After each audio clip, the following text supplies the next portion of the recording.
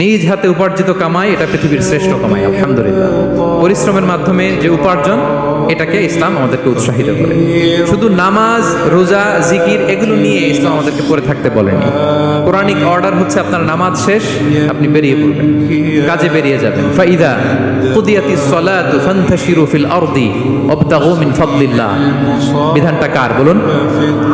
আওয়াজ করে বলুন, বিধানটা কার? এটা কোরআনিক ভার্ডিক্ট, কোরআনের বিধান। নামাজ শেষ, গোল হয়ে বসে জিকির করতে বলে নাই আল্লাহ। আল্লাহ বলেছে ফান্তাশিরু ফিল আরদ ওয়াবতাগু মিন ফাদলিল্লাহ, জমিনে ছড়িয়ে পড়ো, আল্লাহ রিজিক তালাশ করো। নামাজ শেষ, বেরিয়ে যাবে।